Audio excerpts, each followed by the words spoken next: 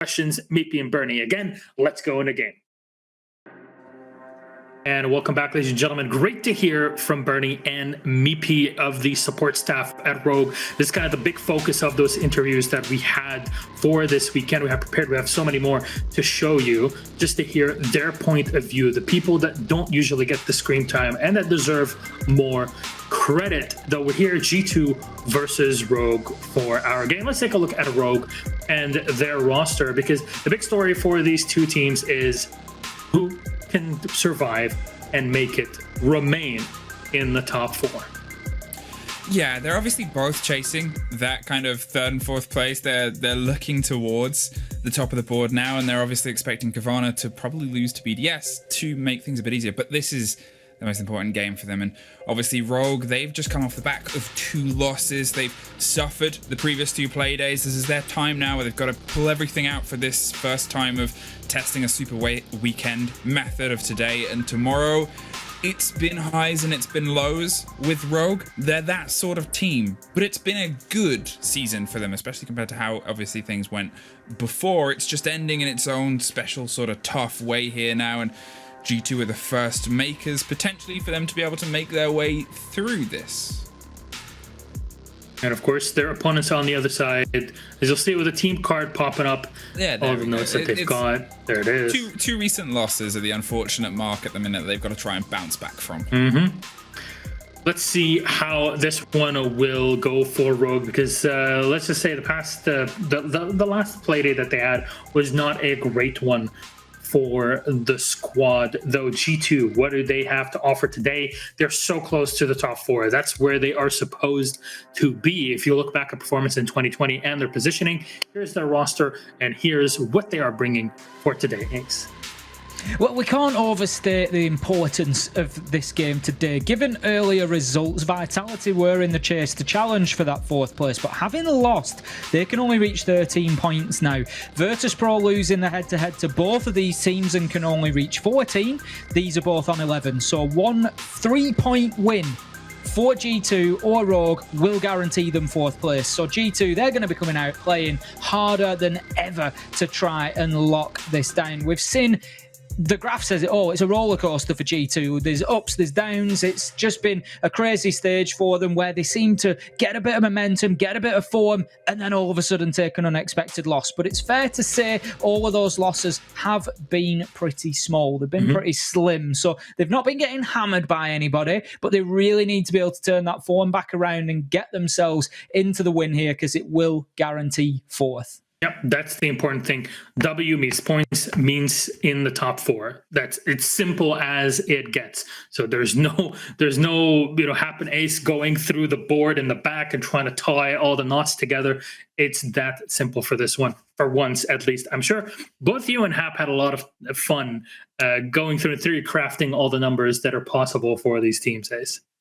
I absolutely love the theory crafting. I've been putting a few tweets out tonight about Virtus.pro. I've done a list of all the things that Virtus.pro need to happen, all the stars that need to align. And this game is the next step for them, because they've just got their win. They needed Train Hard to win, tick. They needed to win, tick. Now they need G2 and Rogue to go to overtime. That is the next thing that Virtus.pro need to happen. So I'm sure those guys are going to be sat there watching this game and holding their breath as well. And it's just all these moving pieces coming together. For me, that's the fascination of a league play. Otherwise, you might as well have a tournament. It's great. Yeah, I completely agree. Then you know what? Let's see which players get selected, because I want to see the stories between them for a head-to-head. It's the Yak Attack and Leon Gods getting in the bin, or at least putting people in the bin. That's what we're seeing him do. What's the comparison here with these 2 UK players? That's the UK backline. It's the solid defense. It's the bit that needs to play when you need it to, and it's the lockdown on the hold of the teams here. Kayak obviously stepped in on G2 to fill, a particular role there on a set of gunners, but Leon was a gunner that, much to his Twitter dismay, Lord Leon Gids has found himself in this hard destruction role. They say what? You go out a gunner or you live long enough to see yourself as a hard breach. I disagree with that. I think the hard breach is a very vital role, and in nowadays momentum and meta, you need a good gunner to be able to bring that, because it's not like the old days where support was this supportive figure. You've still got to be able to put bodies down. Thank you, giving us support players some love there. I mean, this is exactly the point. We've got very, very even performances, actually, from Kayak and Leon so far. Kayak is edging it in the ratings terms, but they're within 2 kills of each other. So they're both doing a great job on that support role of getting involved and putting people in the ground when they need to, when the teams need them to. Leon has been much more impactful in the beginning of rounds. He's been getting far more on the opening kills and giving Rogue that advantage. So that is one area that he pips Kayak for sure. All right, I'm curious to see which map we're going to be playing on then in this series. So let's bring it up on the screen for everybody. Our lobby is set and ready, so we're going to go to game ASAP. Consulate will be our map. Rogue chose to decide that it would take us there instead of Clubhouse. They'll be starting off on the defense. G2 going attacking side for this one. Actually, just because some people might not have really understood what happened in the interview, Bernie Bernadette is kind of the mental coach for the squad for Rogue. And as far as we can tell, instrumental to get the team back into shape, because as Mipi was also explaining, mentality was the main problem. And I'm wondering how this map and the lineup is going to play into Rogue's hand for this one. I mean, it's tough. I know that Ace is probably looking at the same stats and being like, it's been a win and a loss really either side for them. They've taken it in tough fights and lost against BDS, took it all the way against Vitality and OT, but it's also a very good G2 map. Mm-hmm. It is a map that we expect G2 to do well on, but as you say, a mixed bag so far. 1 win and 2 losses, which will scream to Rogue that G2 are beatable here, but let's not forget, Rogue, 1 win, 1 loss, which screams the exact same in reverse. In terms of maps and what we've seen played so far in Stage 1, for a game that is so important to both teams, I'm not sure this could have gone somewhere better. They're both going to be looking at each other thinking, they're beatable here. We can do this. And 3 points, it gets you everything that you dream of. Over time, we start looking at a slightly different situation, but it's going to be spicy. There's going to be fireworks. All the cliches are going to be thrown into this one. There you go. As I was saying, you win in regulation time, you get 3 points, and you're home free. You go to OT, your life becomes a bit more difficult because there's only 1 day left. That is tomorrow, and then it will all be done for the stage. Who can pull it off for this one? G2 versus Rogue. Fluke, Ace, thank you so much for your input. It is time to clock in our visas and go and make sure that everything is all set and ready for them. And for that, there's Jess and Des. I'll take us through it. Enjoy. Thank you very much, Milosh. Oh, Jess, it feels so great to be stepping back into Consulate. Once again, I recall G2 at the start of the season having some sublime attacks here and how that story has changed. Their attacks have gone down the pan a little bit, I'd say, in recent history, and Rogue, a team that we've seen struggle here as well. It's going to be a great map for exposing where both of these teams have got some work to do, but as always, it's going to be an absolute belter, and I am living for it, as are the audience, 83% towards G2. Ooh, that is an intense favoritism towards G2. I mean, I think as Milosh puts it best, it's a bit of a popularity vote, so I'm not going to put a lot of swing towards it. But as someone who just was in the Consulate herself on Wednesday, there is no one better to carry you through this map, because I tell you what, as they were harping on the desk over and over in our ears, this win for whichever team walks away with it is going to guarantee them that top 4 spot. That's what you want. But you know what I want from the bans here, Des? I want an Echo ban. Don't you dare let Yak on it again. We've seen the damage that quite a few teams have done this stage with the Echo. To be fair, I'm thinking of many a nightmares in Cafe Kitchen, for example. On this map itself, the piano hatch hopping one, if you recall, against Empire. Poor Shepard had no idea what was hitting him. But the first one coming out is going to be the Ash, much to the dismay of Aces. Valkyrie, the third one, and I wonder if that fourth will be that ever elusive Echo, Jess. Oh, please. They were very decisive. That's why the timer ticked down so fast. Make it happen. There it is. Target bans on both sides, baby. That's going to be the Ash off the board and the Echo. And you can see that Rips is going to do a bit of a sad face there. And, I mean, that's not sad for Rogue here. This is sad for G2. And, there's some, I'm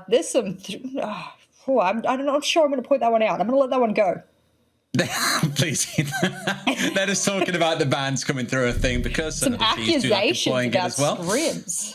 Yeah, It's we like beautiful. that. We like the scrimmusations, I'm going to call that. Scrimmusations. That's a new one. I like it. We'll have to keep track of those in future as they step through, but they have declared that everything should be clear in the chat, and we are clear to get into round number 1. So with that Ash taken away, imagine we're going to see a lot of Zofia. It does give some room to see more things like the Buck and the Sledge coming through, potentially even both in combination. And the Oryx as well, that's a really nice one. We've been seeing played on Consulate many times. Open up every hatch, and if it's not a yokai jumping up, but guess what? It might be crying on the Oryx. Look at Pogmat G2. We love the name, by the way. Very, very poignant name. I'm confident in my boys to be performing as best they could, and I'm sure they'll do today as well. Go get them. I don't know about that one, Pogmat. I mean, you're speaking about the Pogmat. Not going to be a Pogmat in sight for this round thus far, but I know that G2 likes running the Frost, so maybe in their defensive half we'll see it.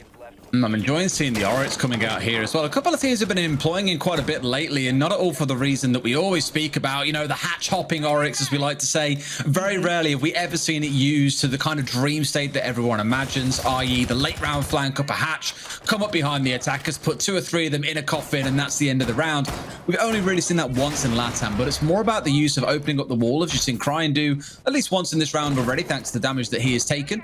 Was changed from being 10 points of damage taken to 5 a good few months ago now. We were all hoping to see him a little bit more. Hasn't really been super popular, but I'd say in the last couple of weeks has started to creep back in. What I'm looking forward to here, Jess, is more around the information game they're playing. They've got the Maestro with Corim likely playing on site here with a couple of Evil Eyes set up, one inside of a Visa itself, the other one looking on the downstairs. And I'm thinking that's going to be signaling behind those three C4s that are sat on Rips, Aces, and Leon. Almost a kind of bread and butter setup for this site, it feels like. Well, I don't have a lot of stats to go back on here about this particular site. I mean, it's not a very popular site for a lot of teams because it takes such meticulous holding. Are they going to push into tellers? Do we have the C4 and the vertical holes to deal with it? What if they go do a garage rush and then rush archives? Do we have the necessary operators? With Miro in play, I argue yes. And the opening kill will be Leon Gids going down to Kato Ricchetti. Not the best season so far, but it doesn't matter when you can put the impact and the opening kills on the board. And that's exactly what your team needs. Aces, he'll give a bit of a shoulder peek and a nice little C4. And I believe that got impacted at the same time. So Uno's quite lucky there. But they reach the halfway mark now. And as they start ripping up the roof above, the big thing for Rogue here will be that they need to be careful, especially with Cryin creeping his way up yellow here. No one there to contest him just yet. I wonder if there's a flank drone to spot him as he does this. I've got to ask the early question about Leon as well. Why is there a Pulse getting so aggressive against Kanto as he's pushing his way up yellow? Like, you're looking towards the Pulse cardiac sensor to be used later in the round to do some damage. Speaking of damage, that's 2 kills now on the top floor against Rogue. Quite a bit of aggression being shown. And normally you'll see teams dial back after the minute and a half mark. Rogue have lost 2, and yes, sure, burned through 2 minutes. But on G2 side, I think they'll be feeling pretty confident about this as long as they can play the dancing game with these C4s. And speaking of which, one does connect, bringing down Kayak. Not an operator you'll be too upset to lose at this point, I think, as now we're starting to look at the site. That Evil Eye being removed should remove pretty much all information now coming out for the side of Rogue on site as well. So for G2, this should be as easy as taking candy from a baby. Let's see how things step up. Well, speaking of, those pings are raining out here. Citizen, he had all of the intel he needed, but it'll be Uno to take out Aces. That's the Malusi done and dusted. No C4s, no plant denial left. It's going to be up to the Elder and the Vector. Rips and Corey, 10 seconds left. Plant begins and Citizen runs in from behind. He deals with them both swiftly, and they will go down here in an almost flawless round from G2. And I tell you what, if you're Rogue right now with the very spread out setup they had, I've got to give it to Rogue.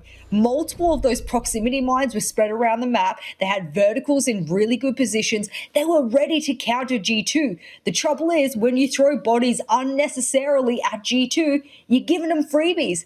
Too much man advantage, too easy.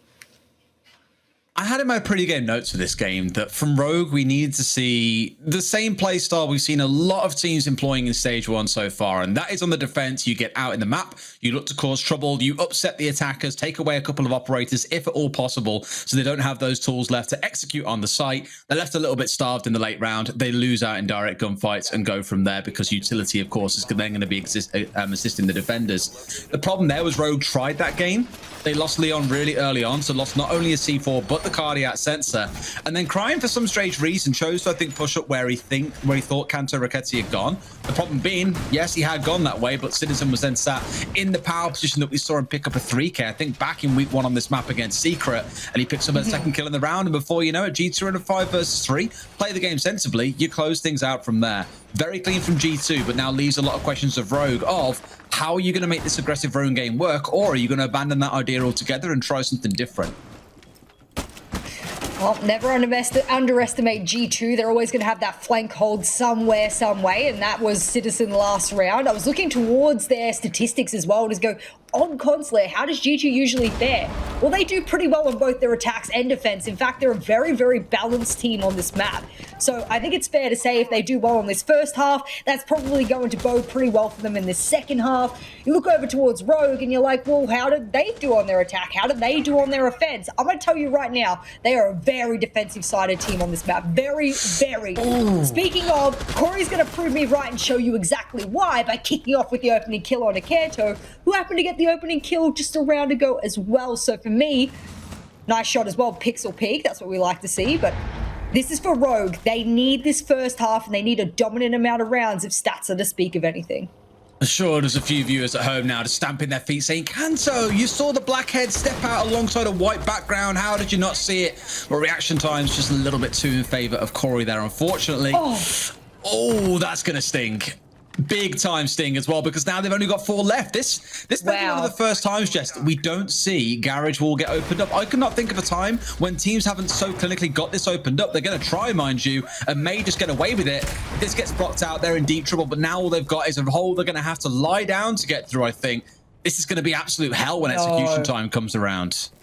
I'm not blaming Virtue for this, but for the most part, every time I've seen Thatcher played on the side of G2, it's been Uno. Let's think about the second stage of last year. Coming into this year, it's been Uno, Uno, Uno on the Thatcher over and over again. Not to say that, you know, Virtue shouldn't know how to play the Thatcher, but a double EMP would have seemed natural. Even a triple if you were confirming that because you weren't going for anywhere else. If it was a necessity and you heard those electric claws deployed, pop out another EMP as well. I mean, bit of a shame there. No EMPs left, and it wouldn't have mattered, as you said. So now it's a frag bit of a city. 60 seconds left, and Rogue should absolutely know this. They know how many they've zapped off, and they know it's just going to have to be a Hail Mary onto site. It is, and at this point, they're going to have to make something happen. They've got players playing out towards the east. They've got Uno coming down Sparrow, so he can just play here and try and cut the rotate back to site potentially. If he can get a couple of kills while the other members of G2 force them outside a server, that could be kills going back their way. And you can see now as the pincer starts to come in, but Leon is going to find Citizen. Not a trade that we thought we'd see coming through, given how Citizen did back in round number 1 with the 3K on side. And with that being cleared out, they might actually be able to rotate back to site here, no worries. And for G2, 20 seconds to go. Now you need to pull the trigger. You got to make it happen. One goes the way of Uno, but rips straight there to trade it back. This is clean and clinical from Rogue. They have dealt with this excellently, blocking the hard breach, stopping the push from the backside coming in. They're going to fall to their deaths. Kayak, the last man left alive. A clean round for Rogue. We've got a game on our hands, Jess. That's what we want. When G2 takes that momentum on the first round, swings with it, then swing back with your own version, and that's what we're getting here from Rogue. And when we said this was going to be a banging matchup for the top 4 position, we damn meant it. Whoever walks away with the 3 points, should they walk away with the 3 points, will guarantee themselves that top 4 position. If it goes into overtime, things start to get very, very murky. And if rounds keep going back and forth the way they have been now, I mean, who's to say that we won't be hitting more than 12 regulation rounds?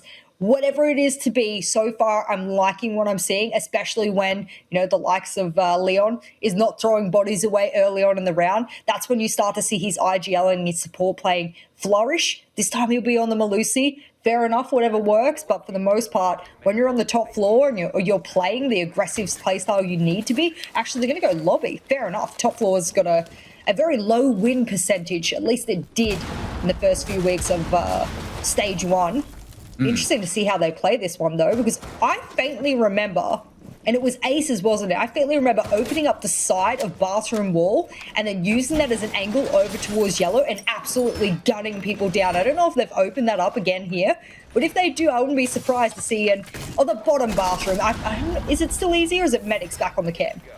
lobby bathroom. That's the one. I'm sure they'll tell you very happily soon in the chat, and you'll find out exactly who it is. I know what you mean, what you're referring to. The only issue you have there is if you lose control of that angle and someone gets on yellow and just contests you down through the wall, as soon as you try and make a drop into basement, which admittedly you're probably not going to on this site in particular, more if you're defending basement, you can just get yourself clipped as you try and descend and often find yourself going down.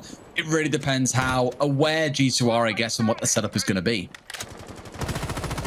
Well, as the round begins, it looks like G2 want to do an admin take, and rightly so. Drones will start bursting up near the windows, and they'll work out whether or not admin will be clear for them to take, because what you need when you're taking lobby, for the most part, is you'll need that vertical control. So as they make their way on through, it'll be Uno to be watching these windows. If anyone peeks on out, he might get a bit of a freebie. Yes, over towards connector. One will peek out. Crying gets lit up from above, and as they make the ingress from admin over, a low HP of crime might be what they need to be able to get that top floor control, but it's only been a minute so far. That's why you hear a couple of the players rotating around as G2's just very slowly attempting to get in onto that meeting.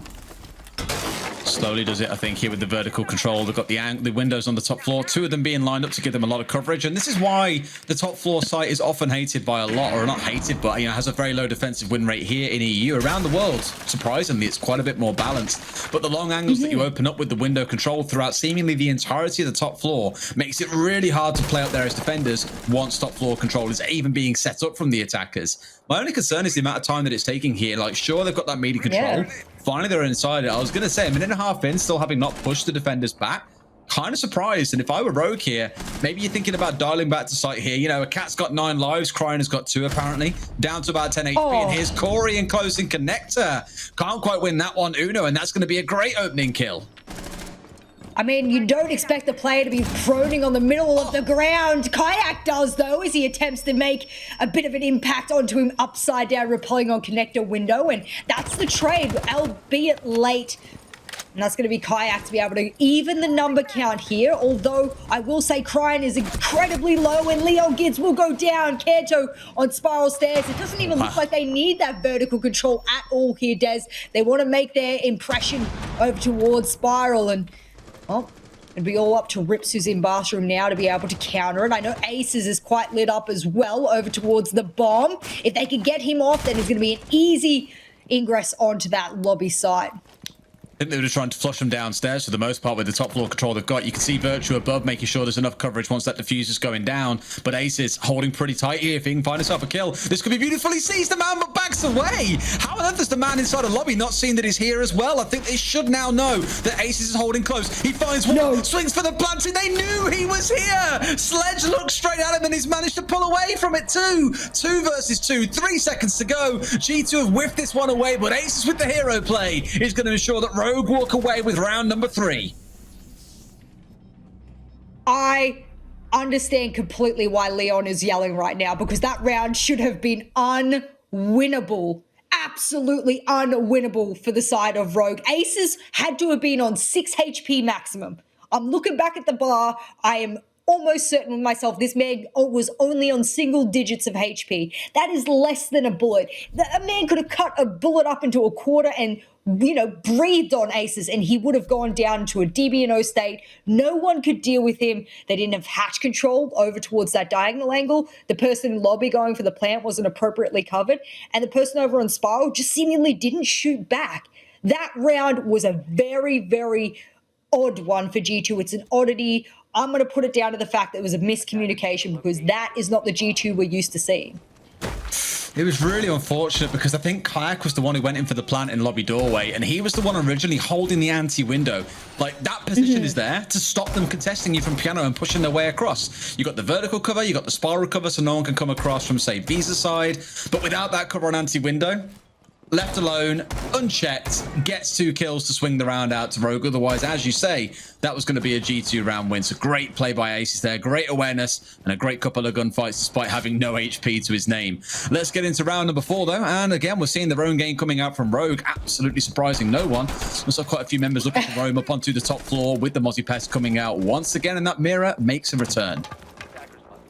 Well, Corey, he's going to make his return over to this yellow window. He did manage to get a kill onto Rickety last time, but he was on the Jaeger. This time, he'll have the Roni in hand. A little bit less effective at distance, but with no recoil. That's something you can absolutely laser ahead off should you be able to get that kill, but no one peeks into his line of sight.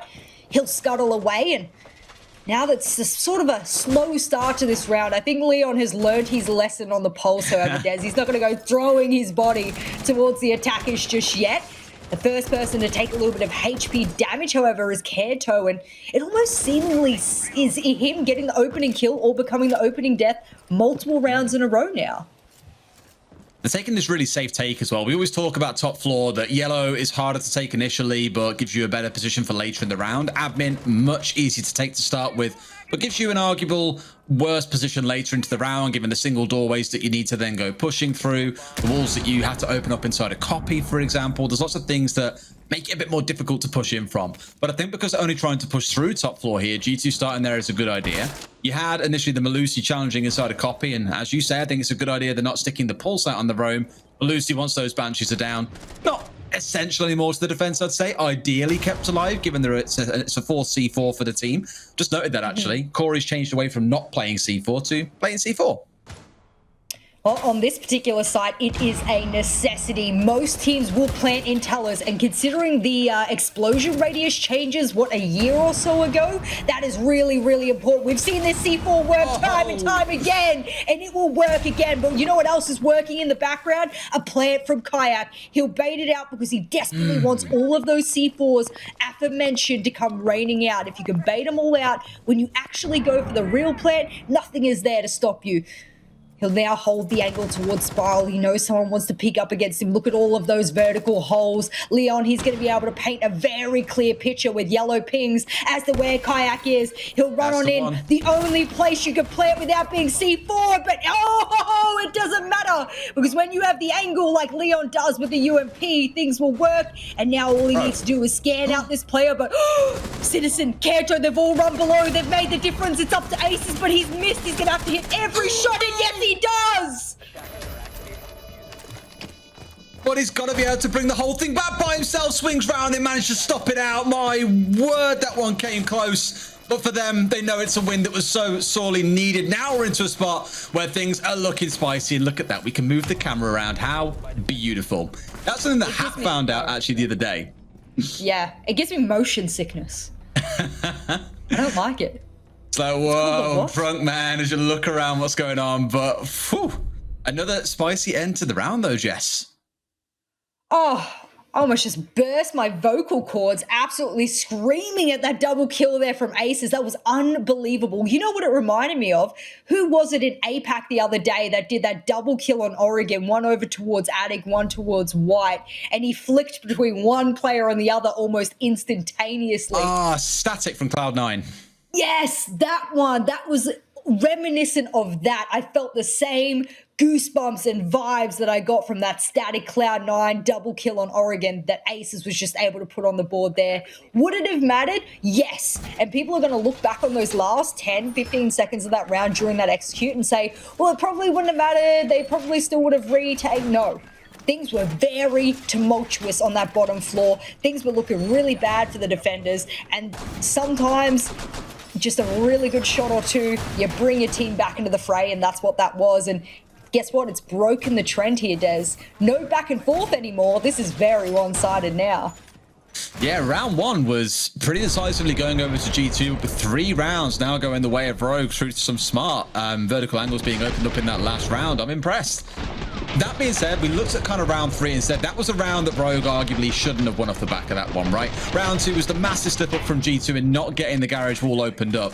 All of these rounds are coming down to very fine margins or specific hero plays by Aces, as we've now seen in a couple of these rounds. Not to take it away from Rogue, they're getting themselves in a position where those hero plays can matter, but it is feeling close. Well, that's what we want. And speaking of close, the hashtag BDS power, hashtag go Varna. Is it Varna or Varna? I know people have been saying Varna, but I've just kind of been like copying everyone. You mean, what, Varna or Varna? Yeah, like how are they preferring the pronunciation? It is Kavana. Yeah, we had this in the UK for quite a while where it's like, oh, is it Kawana? And they were like, no, it's Kavana. Like, oh, okay, how bad. I think we picked it up from a few of the players doing interviews and stuff, and we were like, right, Kavana, got it. It's one of those. Oh, that had to have been a split second between that electrical deploying and that exothermic going off. That's a shame because that could have made a big difference. Doesn't matter though, because that wall will get opened up. And a lot of people will say to me, well, I mean, he had another exothermic. A lot of teams will try and open up panel 3 and panel 1. And oh, Corey, be careful where you peek. Uno's there to collect. And now that they have a lot of time on their hands here, the panel opened on up and not a lot of denial by the looks of it. I mean, one C4 already expended, no smoke on the lineup.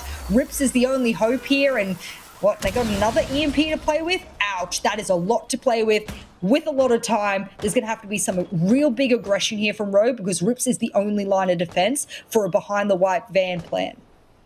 I was really concerned they were being too conservative with their EMPs, to be honest, when they only had the one coming out, knowing it was going to get Kai tricked. Right. I thought, surely you just throw down 2 and guarantee the wall gets opened up. But, as you say, they still have that one EMP remaining here for the ADSs that are sat on the other side of the wall, which gives them more windows to play through if they want to make use of it. Here, though, no one's dead. 60 seconds remaining. There's a lot of time to play with, but G2 always love to pull the trigger. My concern is they haven't got any smokes to go for a plant here. Interestingly, haven't yet seen Ace come out of them at all. That's something that a lot of teams are used to using those smokes, etc. But you know what Aces is used to using? That SMG-11. And oh boy, hope he'll take out Uno, who's attempting to get some of that vertical control. Plant does go off, and the EMP will rain in just in case there's anything there to stop them.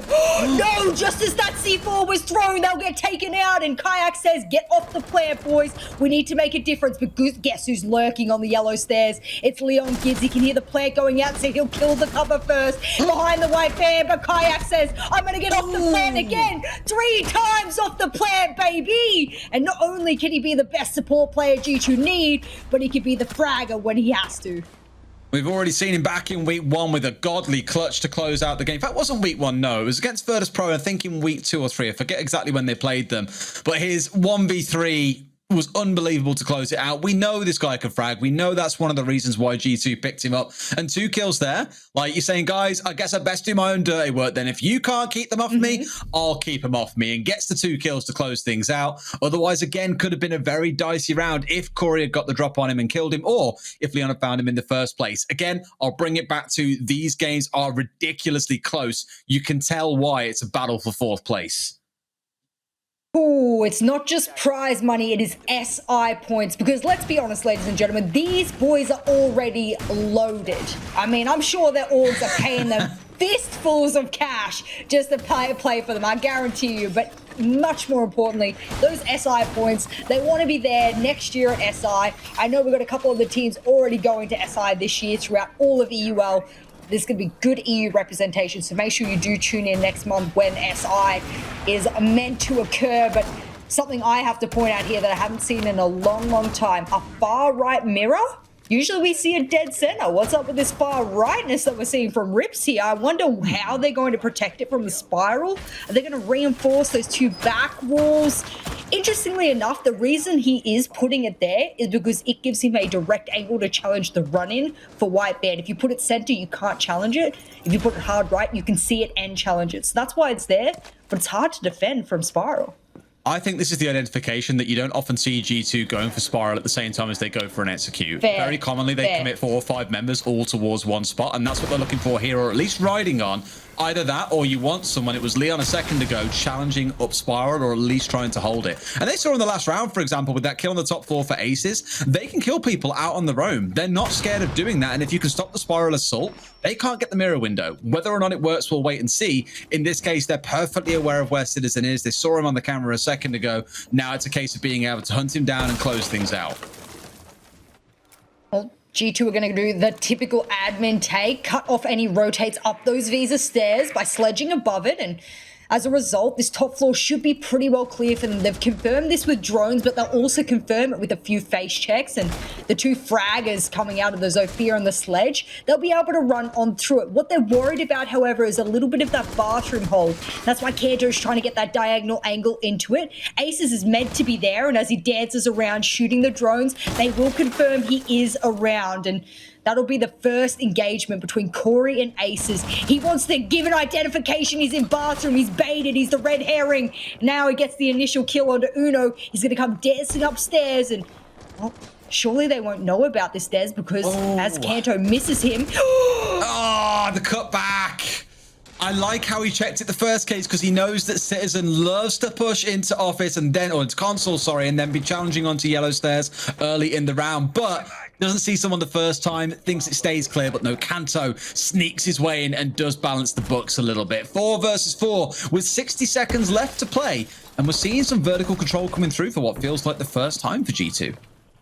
You're talking about vertical control, but look what Corey has. He has flank control here. That's an easy one onto Kayak, who's attempting to open up the hatch and onto the site. He'll get a double for the trouble. And now Corey getting that flank in hand means that Citizen needs to try and get the trade. Unfortunately, 2 members fall on the side of G2 and it's done serious damage. But the wall is opened up. It is Citizen and Virtue left. They're going up against a mirror window, multiple different Maestro cams that I don't believe they've dealt with because all of those those soft breaches with those impacts, etc., they didn't deal with them earlier on enough. So with 20 seconds left here, they're going to try and deal with them with the grenades remaining. But I tell you what, there is no chance of a plant here. I mean, he's just burnt his last EMP straight into an ADS without realizing it, as you probably gather from the screen shake, which means they can't clear out the gadgets that are present at this point. That's going to be slightly worrying. They're just going to have to go for it right now. Guys, there's no time left. Start the plan, start the count. They can't get it through. Rogue went out on time on this one again because of this aggressive roam game. We saw the damage that was being done. The roam is upstairs. It was one of those crazy rounds, Jess, where they just kept on missing each other just by a couple of seconds. Like the first time round, it was up on the top floor with the back out that we saw come from the mute of Aces. The next time round, they thought, great, we've killed the player that went upstairs. It's the mute, therefore it's clear. No, Corey's following in behind him, taking the power position, getting a double kill and killing not just the thermite, but also putting the diffuser on the ground. Great way to starve time. And G2 maybe dropping off a little bit there in terms of attention. Have now got to correct things in the second half as Rogue sit at 4-2. What a good first half here from Rogue. I did say that they wouldn't necessarily, do too well on their attacking side, just if statistics are to say anything. But, I mean, as Hat rightly put in one of my DMs before, he goes, I mean, if stats aren't looking good, Jess, don't look at them. I mean, thank you so much, Statman Hat. That helps me exponentially. I mean, G2 aren't going to do well in their second half. Just don't look at the stats and then they don't come true. I'm going to do that for all the G2 fans out there. Technically, they're a pretty 50-50 team on this map. But they're going to have to be a little bit more than that if they want to recollect all of the rounds they've lost. And they're going to open up the very long angle that was first. When I say first, it was popularized in stage 1 of last year. And it was teams like Rogue who were doing these really long angles on this map. This time it's going to be G2 that gets that 1.5. No more ACOG left for these old double ACOGs of Dokken and Rook. Not to be here. Oh, dirty. I was going to ask you, do you remember what a certain Norwegian caster introduced me to this combo as? I tried to think of it on the fly just then, and I was like, is it rock? Where are you going with that? No, they combine the name. Yeah, there we go. Duck is what Snorrelay for caster from the Nordics, who do a wonderful job, by the way. You should watch him and XR Troika when the games are on. He calls it the Duck combo, and I was like, that's a really weird name that I've never heard before, and it is just stuck since I first casted them about 18 months ago. It's crazy. We're also seeing another pairing come out there in the Wamai and the Jaeger, one that in my notes I always write down as Wager, so I was like, this is a double duo game then. We're seeing the Duck and the Wager at the same time. Honestly, this is going to start confusing with all these names now. Let's stop talking about names and talk more about the rounds, because we've also got the Zero on side as well. A niche pick that we've seen a few teams employ from time to time, but I'll go as far as saying it's most definitely not a meta pick, Jess. No, definitely not. A lot of people will try and use it for their flank drones so they don't have to employ their drones necessarily towards the flank. They're quite easy to spot, whereas these ones can be deployed into almost any surface. They can also be reversed. So if you put them in the ground, you can flip them up towards that particular floor or down towards the floor below. They're very versatile, but they do emit a blinking light, so it's very easy to be able to spot them if you know what you're looking for. Nevertheless, Harbridge secondary gadget as well, so quite a versatile operator, and the MP7 on attack. There's a lot that Zero can bring, and I'm glad that there are some of those pro teams that are thinking about bringing it. Speaking of bringing it, where's the firepower? Where's the gusto here, Rogue? You've wasted half the round here, and you've run on into kitchen. Hello, where's the drones? I mean, there was one that Kayak was trying to fight, so they knew he was here. Just must be poor coordination for a second in terms of callouts. Fortunately, Citizen doesn't go down. Not Citizen, sorry. It was Leon who got inside on the Twitch of all things as well. Hoping to do work with the F2, but not to happen. Now we really see this kill feed starting to light up as it turns blue. All in favor of G2. 4 versus 2. The Zofia and the Yana. The last one's left alive. Nothing but a couple of impacts. The Gemini clone to make use of here. They've got no drones left, and I get the feeling, Jess, this round should be going down the pan.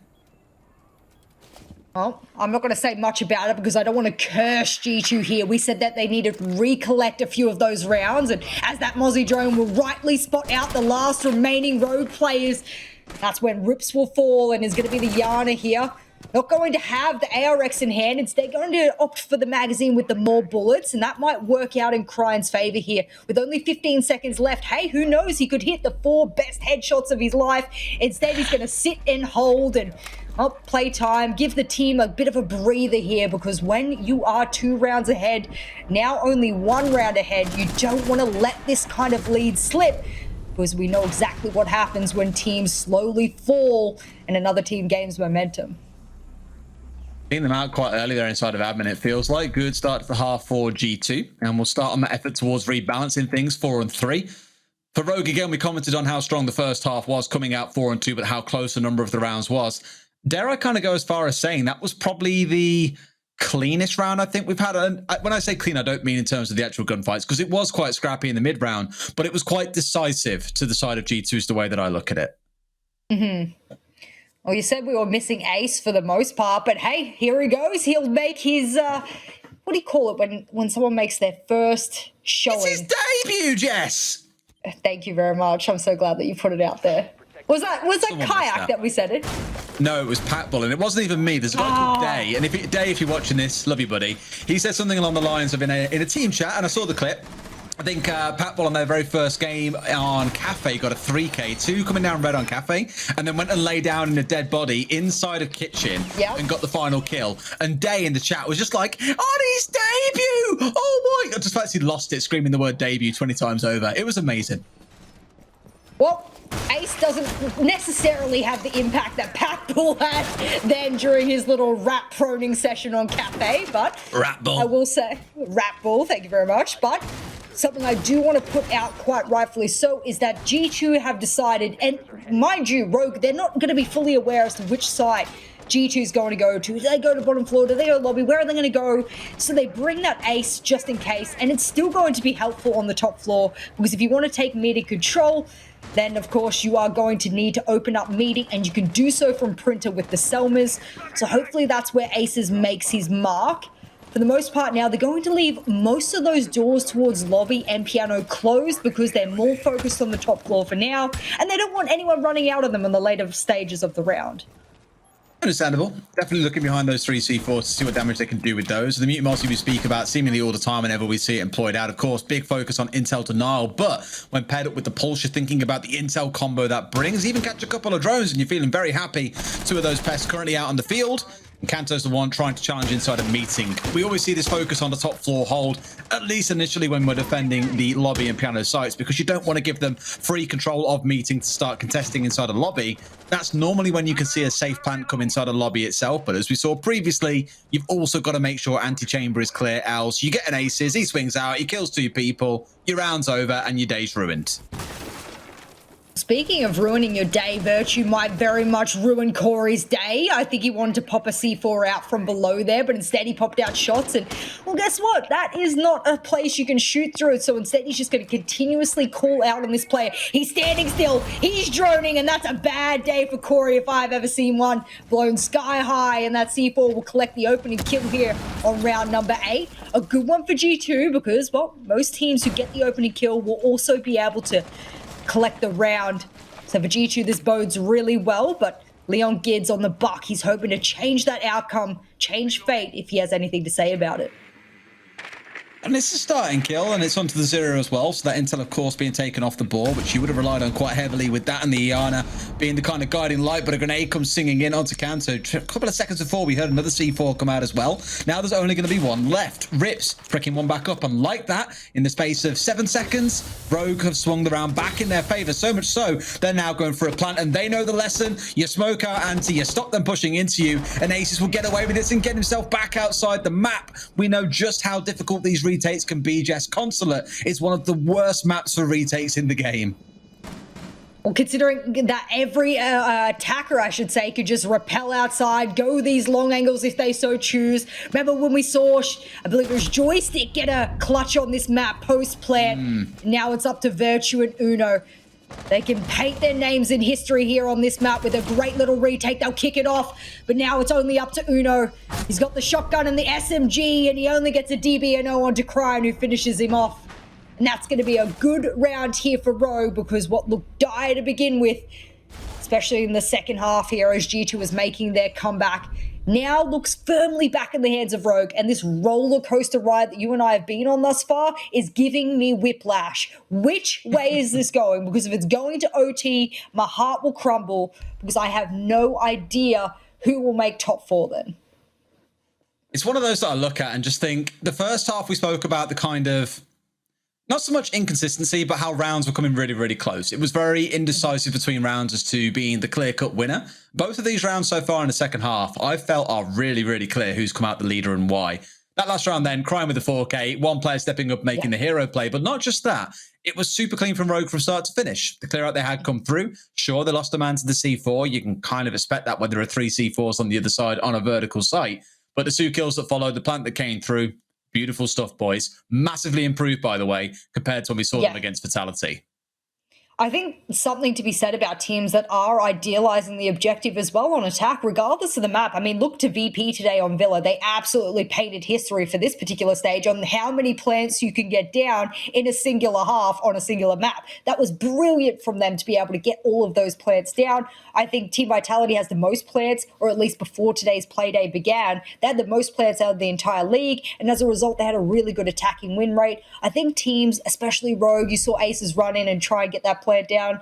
Teams who are focusing on the plant tend to do really well. Go figure. It's an objective-based game, huh? Imagine that. Imagine the shock, an objective-based game where objectives actually matter. The thing is, we back and forth on this a lot, right, where we say objectives, super important, really matter, and then we always end up saying, well, if you hit your shots, it doesn't matter what you do, you can win or lose rounds. That's just the beauty of Siege. There's a kind of 2 layers of depth to it here, where if you want to be an objective-focused team, you be objective-focused. You want to frag out like Rogue and get out on the map and keep busy, go for it. Whatever suits you, whatever plays into your play style, and it gives us great variety. But we're back in, Jess. Round number 9. Rogue sat at 5-3 are surprisingly in the lead today. This is a game I think that we all put down for G2 to win as well. It's not a good reintroduction for caster predictions, should we say? Well, you've always sat very low on that, so the only person that needs to worry is me, because I'm trying to keep my dominance against Hap on the predictions percentage. So for the most part, I'm a little worried about it. I'm also a little worried that there's no Thatcher ban and there's no Thatcher on Rogue. I'm going to repeat that again, because if you all missed it, it's Consulate, it's bottom floor site, which they should have known that G2 would have moved there after that loss of middle floor. There's probably not a chance that they try and repeat it. And you don't bring a Thatcher. They've also got the double Kaid claw, and with no IQ, it's going to require them to go above Buck and then use their grenades to get rid of. Just saying, that's a very difficult way of going about it. And oh no, not again. Kanto, instead of being the opening kill giver, he'll be the opening death. That was him attempting to try and get some of those kills from the top window. And hey, that grenade there works fine. Yeah, I mean, they've made that look easy to start getting this opened up. Only the one, of course, coming away before the shot out the other, and now they'll get a crouch wall open up to the right. May even try and get the full wall opened up if it plays out. Another one comes through. What a great grenade. Just sings in out of nowhere, and now you're seeing the value of a Jaeger or a Wamai, because these grenades can sing in all day long. And guess what, Jess? They've still got 2 smokes to play with if they want them as well. Great start to the round coming out for Rogue. For what looked like initially a really difficult setup, we saw just how hard it was for Empire to get the CC wall open on Club. It just didn't play out for them without the Thatcher. Kills going back and forth. Aces stepping in for the plant. You got Citizen trying to push his way in, down past security, but nothing is really coming out so far. In fact, it's into a 2 versus 2. They have somewhat recovered this, but Citizen and Uno have got to go big. They've got vertical control here, I believe, on one side, and there he is again with one coming out. 2 versus 1. Have G2 managed to swing this round, or can Corey hold firm and bring this all the way? If he wants to, he's got a couple of cameras he can still make use of, but the plan right now for Citizen is to make this a 2v1 truly once again. Now they've got to deal with the man outside. Do they challenge this and go for the defuse, or do they risk trying to stick the defuse whilst one man looks for the angle? Either way, it's going to get tense. They've got about 5 seconds. I think they've left it a little bit too late in this case. In fact, no, they're going to try and stick. Corey, now's your time to go, buddy. There's a man outside. Kills one. You've got to hit him. He's come off the diffuser. Why's he come off the diffuser? Why did he get off? It. Why did he get off? Got the whole way. Why did you get off? Oh my, why? What were you gonna do? Pull a time traveler? Like, what? You were to get the kill, go back in time so that you had 7 seconds to defuse. Are you kidding me? No wonder Leon's like that. If the audience could see me right now, I have my hands across my entire face, probably smearing my makeup left, right, and center, but who cares? My goodness. I love how straight in the chat, Corey was like, question mark, and Aces comes in with the Pepe laugh straight after. Just drops it in there saying, guys, that's not the way to do this. Like, what the hell are you doing? The sad thing is, if they'd stuck that out, they probably could have won the round. Yeah, they would have won. There's been a couple of these now where in these rounds, said, oh, if that small thing hadn't happened, if this guy hadn't died there, or this ending had been droned out. Who was on it, actually? I've got the clean feed somewhere. Let me give it a look. And I'll come back. You have a look at it. Thank you. Because once I know, not that I want to like make them a pariah so that everyone in chat's like, oh my god, you threw the round or anything like that. I mean, they did their best. Oh, what was the timer? The timer was 2.1 seconds. You could have got away with it because the angle wasn't there for Corey either as well. Like, he was so covered by that reinforcement. You'll see it now. Oh no, we're replaying it. Oh no. Just to embarrass you a bit more, Uno, right? Look at the timer. It goes down to about 2.3 after Corey's taken this. He's got no way of killing him here. He's got to run forward, so you can always count it down to 1 second. Why did he get off with 2 seconds? He probably gets... Did he just gone 6 him? I think he gone 6. He didn't have a secondary. Beautiful. I love it. Just gone 6 the guy. New tubing's back, boys. We're stepping back into like 2008, it feels like. Oh, my heart has dropped here for G2 because I seriously considered them to be a top 4 team. With how Rogue performed last week, when they got 7-1, I said, yep, they're out of the running. I confidently said in my head, they are out of the running. G2 has looked far better than them over the span of this stage. And to come into this matchup now and to show such dominance against G2 on a map that, I mean, statistically, is only got a 50% win rate for Rogue. And, I mean, yes, okay, the same for G2, but, oh my goodness. God, the top 4 gets messy looking at this as well, because I think if Rogue win this game, it is nigh impossible for them to get locked up. They've beaten VP, they've beaten G2, they then can't be replaced because they'll be sat on 14 points. Both of those 2 teams will be on 11. Where it gets spicy is if G2 win tomorrow and Kavana lose both of their games, both teams are sat on 14 points. G2 win because they beat Kavana 7-1 earlier on in the season. It is going to get real spicy tomorrow. If this game carries on this way, we haven't finished yet. Let's calm down, because let's remember exactly how, for example, Na'Vi versus VP went on this map when Blur pulled out arguably the 3 greatest rounds of his career and won the game for them regardless, right? Well, some good cams coming out from Corey. They don't just collect the flank intel, but they can also collect intel on the players that are roaming above here. And as a result, Corey will know exactly where those G2 players are, persisting over towards Long Desk and right next to Printer, a vending machine. A bulletproof to assist, and Citizen will get lit up. He's got a 2 KD currently, so that would be a major hit for the side of G2 now. Virtue and Citizen both are lower on HP than they would have liked. And if you're looking over to Rogue, who are staring down the barrel of match point here, Des, I'm telling you what, G2, they're going to be sitting there wondering whether or not they've got the mentality that it takes to win this round on a site that is an off-site for many. And the plant's already going down.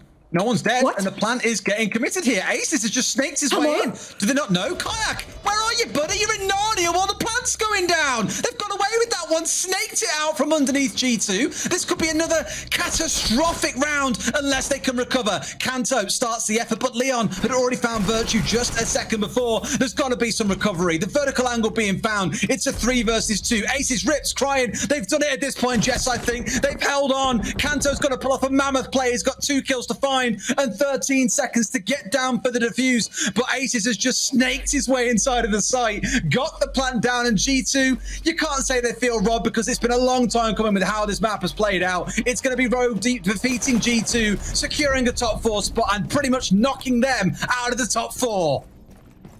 You let them know, Leon. You put them in the bin. And you showed the world that you deserve to be in the top 4. Rogue is back, baby. And that scoreline tells more of a story than any of us casters could ever do. Was they went to a map that was fair and square from the very beginning, and G2 has been overrun by a reinvigorated Rogue. Aces might have been the support on attack, but he snuck his way into my heart and he snuck his way into 3 whole points. Oh, what an entertaining game. And again, I touch on the kind of glow up that we've seen here for Rogue after having what to me was one of the messiest games of Consulate I've ever seen against Vitality come out with a performance like that. All of us here on the crew didn't believe they were going to be able to do it today, but they have done it in style. Incredible performance. And again, for G2, that's going to be heartbreaking. They've had so many highs this stage, but clearly not quite enough of them to stop Rogue, who have had one hell of a redemption arc, pulling themselves into the top 4. Let's get to the desk and get their thoughts on what has been a very entertaining game. They say pros don't fake.